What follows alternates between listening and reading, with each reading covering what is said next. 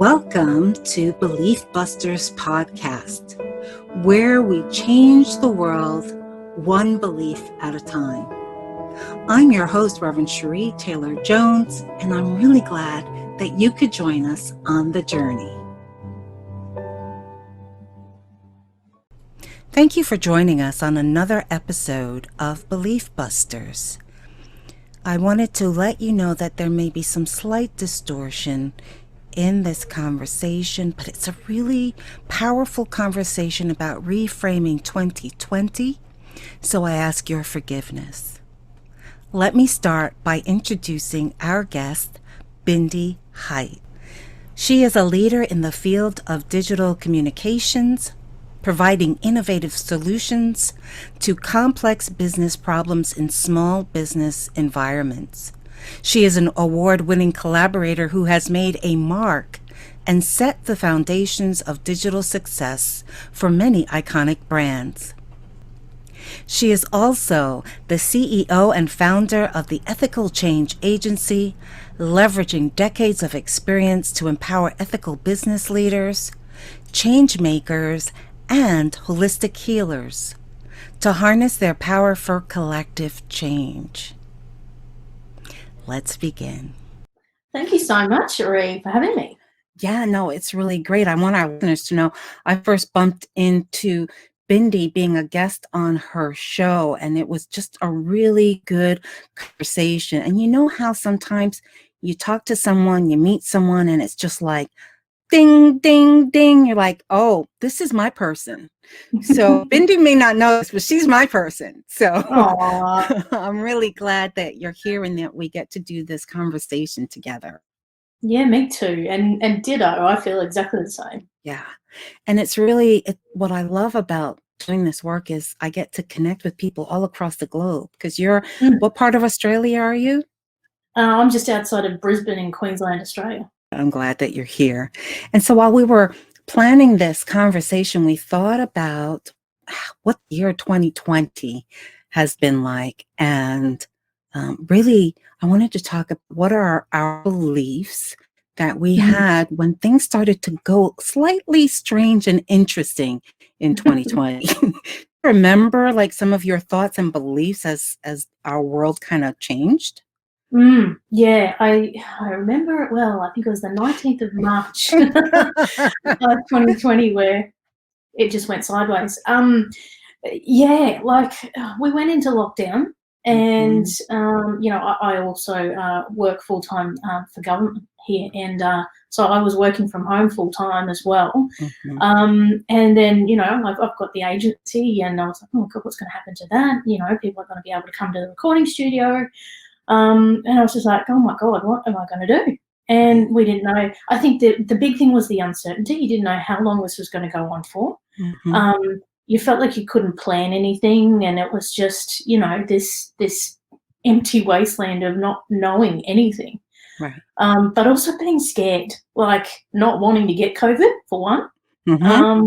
And before COVID even hit, we had severe bushfires, closely followed by some local flooding as well. And then we went into COVID. So it was like, okay, 2020, what else you got? Yes.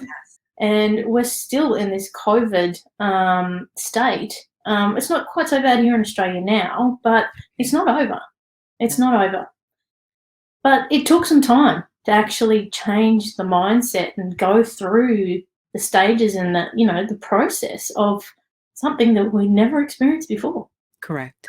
For us here in the States, we are now hitting into what they're calling the third wave, and it's exponential again. The numbers are higher than ever before. So I think it's a timely conversation for us to have, because I do remember those feelings of, uh-oh, the world is changing.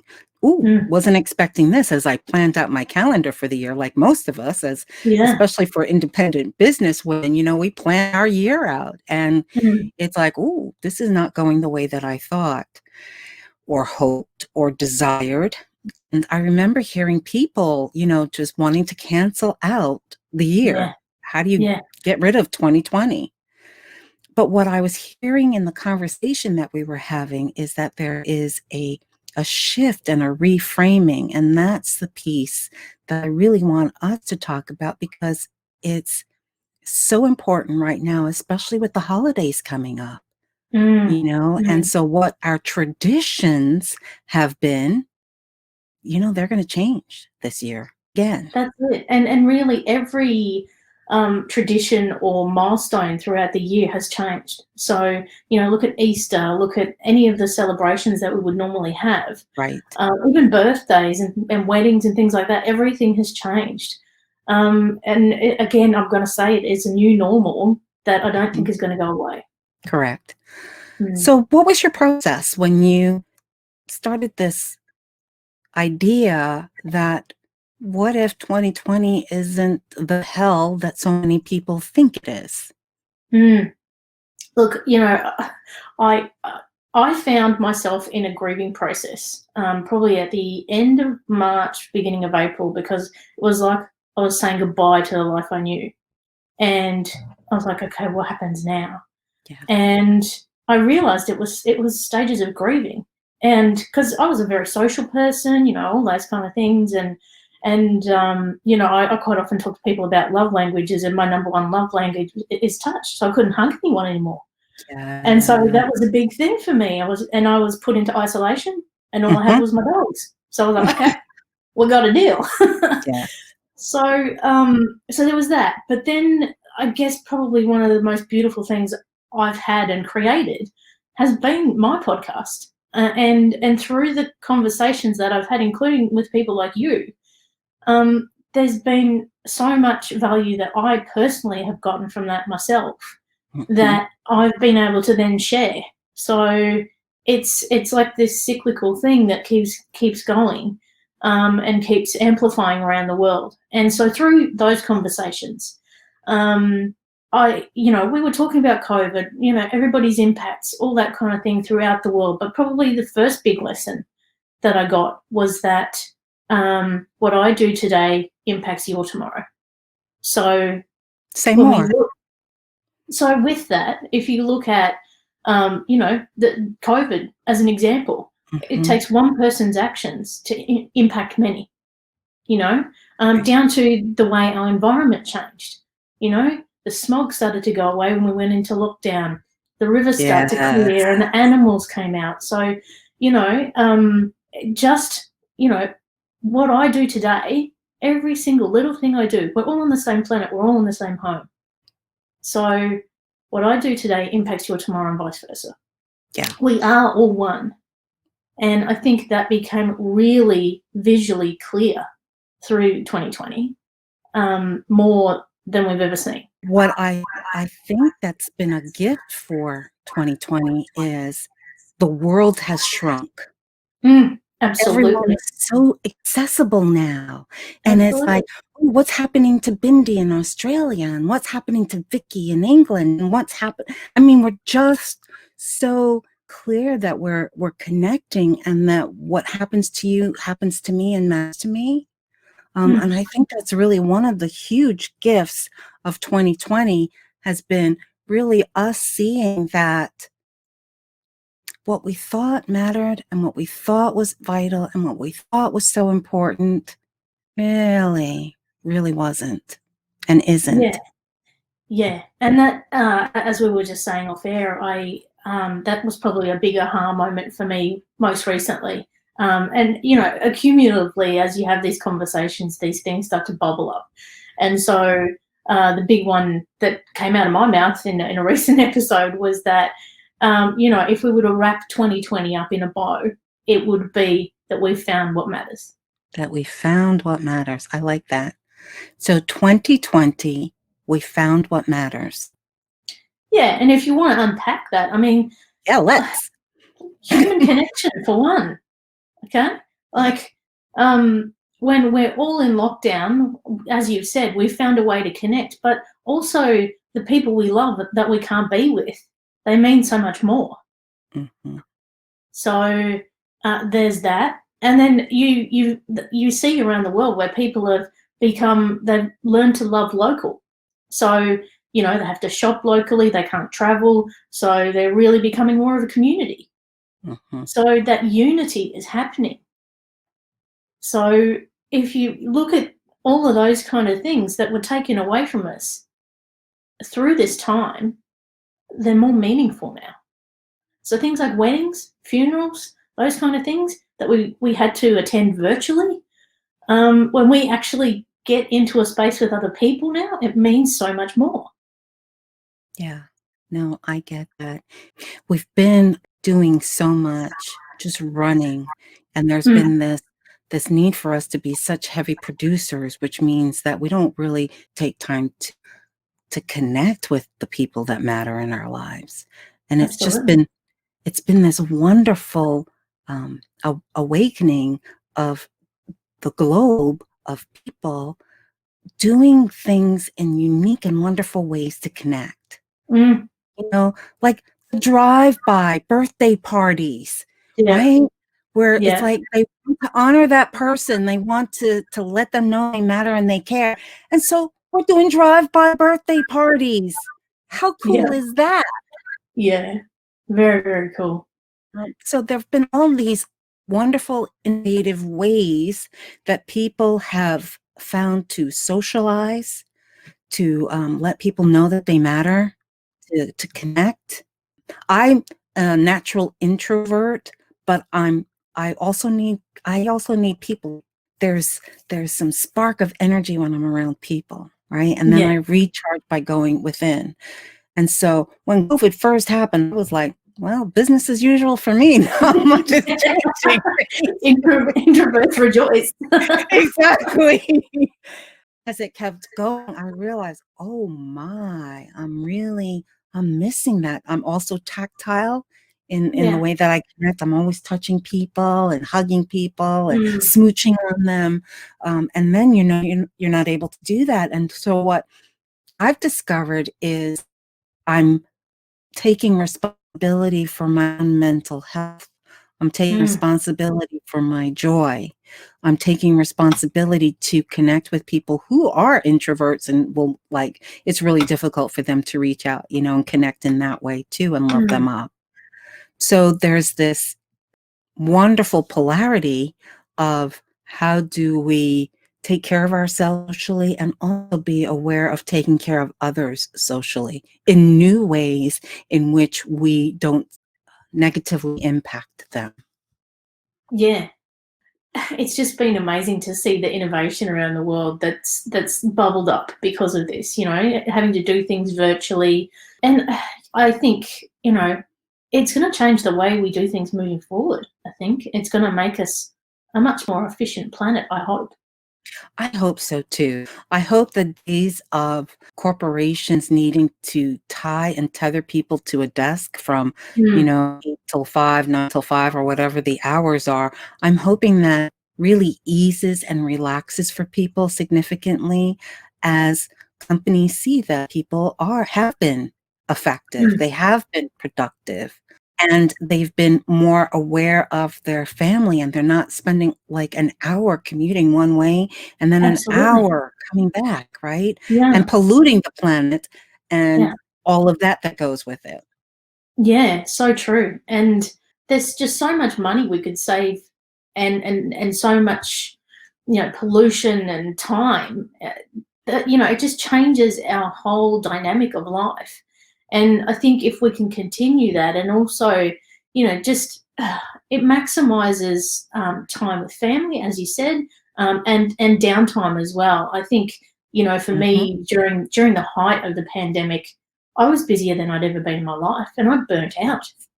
And Yes. we've got to be cautious of that if we're stuck in one place and working all the time, that we do break away from that. So I think having that self care is has to be high on your priority list, particularly now in 2020. I agree, but I think underlying that lack of self-care is a belief.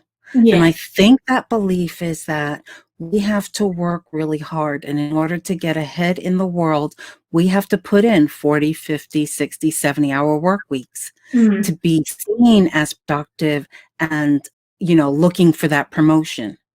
mm, So, I'm wondering if we as a society have finally started to break through that myth, because it is a myth that we have to do so many crazy hours to be successful or a company person. Mm. Can you speak a little to that? What do you think? Absolutely true. And I think, and I guess it depends upon the role you play in life as well. There is a definite shift that you do not have to work yourself to the ground. And I think it takes leadership to lead by that example as well, to actually show that it's okay to take a break. It's okay to leave early and spend time with your family or do what matters to you. Yes. I mean, for all that this craziness has turned our world upside down, it's also been a wonderful leveler in Mm, that this is absolutely. affecting everyone, Yeah. no matter what level, no matter the wealth, the poverty, the class, the color, it's a leveler. Absolutely. And I found, well, I mean, in a workplace, you're doing, kind of Zoom kind of stuff with the highest level of people, and they got stuff going on at home just like you do. But Yes. the other thing is that for me, like for my podcast, guests have been far more accessible because they're not traveling the globe, and I can get big names that I couldn't get before. So Nice. I was like, oh, thanks, COVID. Yes, absolutely. One of the nice things that I saw recently in the American landscape of politics is there was this, I believe it was a senator, and he was talking on one of the news shows, and it was Mm. on Zoom, and his son, teenager, on the phone, just starts waltzing in behind him, coming into the room, and you can see him just pause, do this like, uh-oh, crap look on his face, right? And then he slowly reverses out of the room. And it's hilarious because it just makes it so real that all have families, we're all home, we have the goofy teens that, are just in their own place and space, unaware. And it doesn't matter if it's a senator, a judge, a janitor, a teacher, all of this is going on. I feel like it's just humanized us. So true. And I think, for teams that work together, I think it's actually brought them closer together and been more family like, because you're in each other's home, right? And Yes. you're getting to understand their family dynamics and what's happening in their day and all of that kind of stuff. So it's more than just rocking up to work and going, hey, how you doing? There's a whole bunch of their life that becomes part of your life. Yeah. Yeah. Mm. Well, just wonderful. The other day I was doing a podcast and one of my dogs started howling in his sleep. It was, you know, and I'm like, just one moment. I'm just going to wait for my pup to finish howling and I'll be back with you. And it's life and it's juicy and Mm. it's wonderful and it makes us laugh. I think it's wonderful. I think so many barriers and the walls that we've put up, are slowly dissolving in a really loving way. Yeah, and I think one of the other things that's been really good, as a side effect from, us going into lockdown and being much more conscious of our hygiene and things like that, has been that other diseases have reduced as well. So, our communities are healthier. So the flu here was hardly a blip on the radar this year. Wow. Whereas, there would probably be more deaths from the flu than COVID here. Yes. Wow. It was just hardly even a blip. So that is another, blessing, I guess, this year that we could thank. Love it. Here in the US, there are more restrictions that are about to come into our lives because the numbers are just so out of control. Yeah. How do we shift? I think the thing that really worked for me was focusing on the now. The one thing you've got to focus on is the present moment. When you start to think about next week, next month, next year, whatever it is into the future, you're just going to paralyze yourself basically because you can't control that. You can't predict that. So, what you can do is live in the now. I think the present moment is probably the most valuable thing to you. Base your goals and your plans on today and work Mhm. through that, and you'll find each day gets easier as you go. Being in lockdown, everybody has to find their little bit of joy. So you have to make sure that no matter what your jam is, you find it and you love the hell out of that. So whether it be, I don't know, playing music or reading or writing, or what I did was I went and created meditations and published them for the world to listen to. So Whoa. that's what I did. Where do you have those listed? They're on Insight Timer. Ooh. You know what? I got so many messages from people all over the world who listened to those, and I did one specifically on living in the present moment and getting through, unpredicted times. They just absolutely loved it, and it helped them so much. So I think, making time for yourself and focusing on, just getting through that time. I mean, we know more now than we did before. You've just got to focus on today, and don't be scared. You're going to be okay. Yeah, I love that. It's silly. Like, there are things that I haven't been able to do in a really long time, and I'm finding the simple pleasures in the now moment. The simple pleasure of maybe just doing some needlepoint for a little while. The simple pleasure of reading trash or whatever it is that I want to read for no other reason than enjoyment. Yep. I'm in South California, so the weather's temperate, and I've put up some white fairy lights all around the hedges. And, I just go out there and it's like this special time that I have. And it's beauty, so Yeah, we can create this beauty around us to enjoy. Isolation and being aware of the space around us doesn't mean that we have to be deprived. that's Yes, it.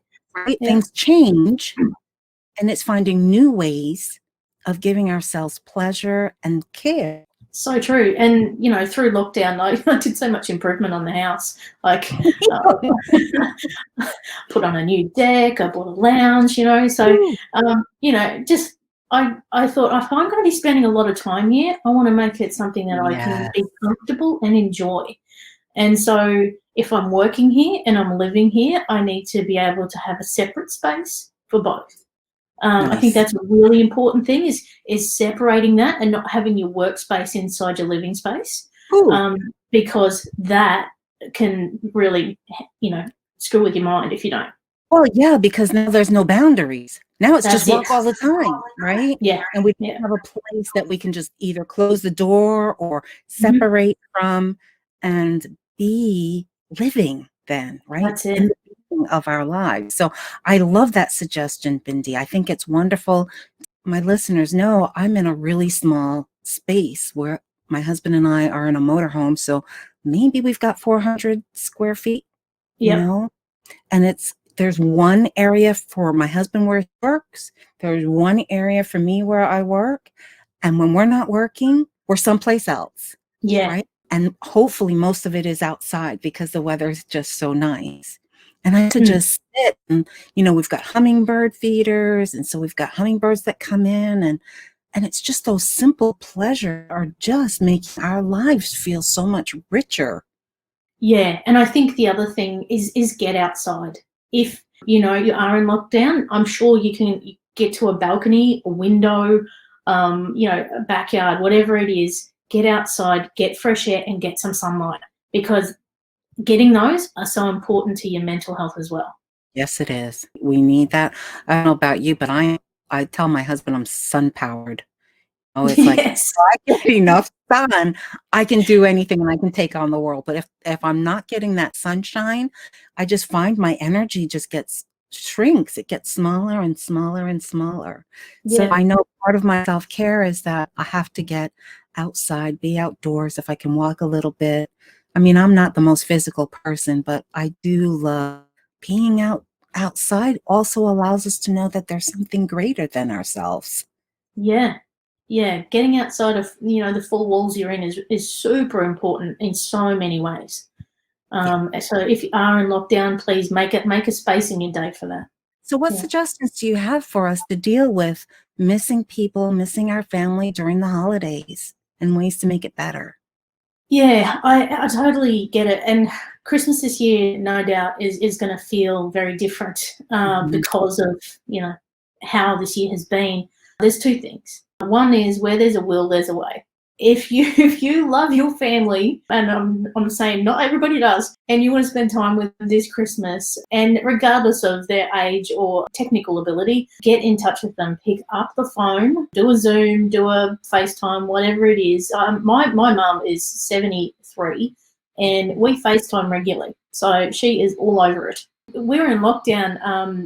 Because they're elderly and they're vulnerable, I would get all their supplies for them, and I'd meet up somewhere and drop them off. I couldn't hug them in those instances either, so that was hard for them and me. But we would Zoom or we would FaceTime, and that would be how we see each other. Find a way. Obviously, if we can't travel, we have to do it virtually. So please make the time, make the technical ability to make that happen, because again, it's coming back to what matters to you. And be creative. Tap into your inner child. Your inner child is so creative, and it figures out like these unique ways of doing things. I mean, you can say, like, let's all meet on Zoom at a certain time and have dinner together. You can do that, right? Yeah. You can send your gifts and like create a time everyone gets to open up presents and see each other's faces as they do that. Yeah, or you could, sing Christmas carols together, virtually live around the world, There's no limit to what you can do in this sphere. So I reckon Zoom is probably going to melt down on Christmas Day. Maybe.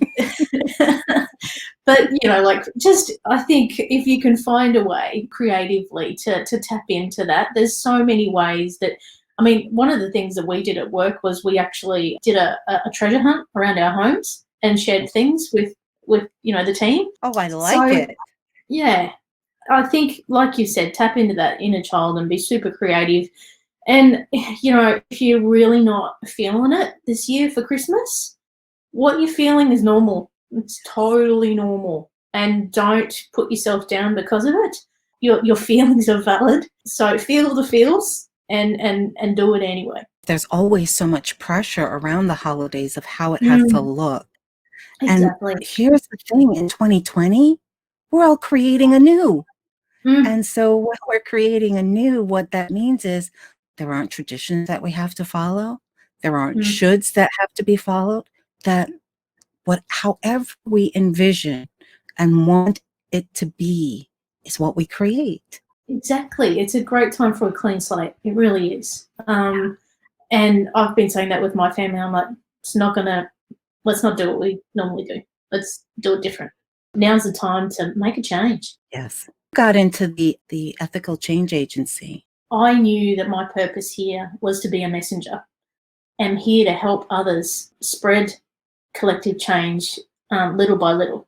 Through the Ethical Change Agency, all of my clients are people who make a difference in the world, in whatever their field is. So I won't work with anybody who doesn't make a change in the world. That is my number one rule. It could be that they heal people.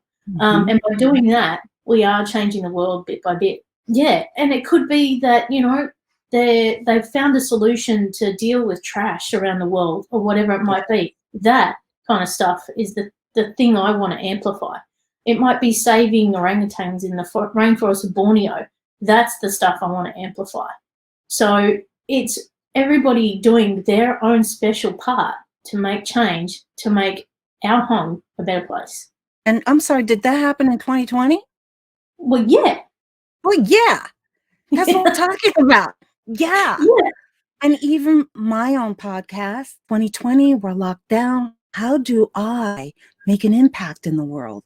How am I able to get out there and help people shift and transform and maybe be kinder in the world, be more loving in the world, be more helpful in the world, right? Yeah. And so that's how my podcast started in 2020.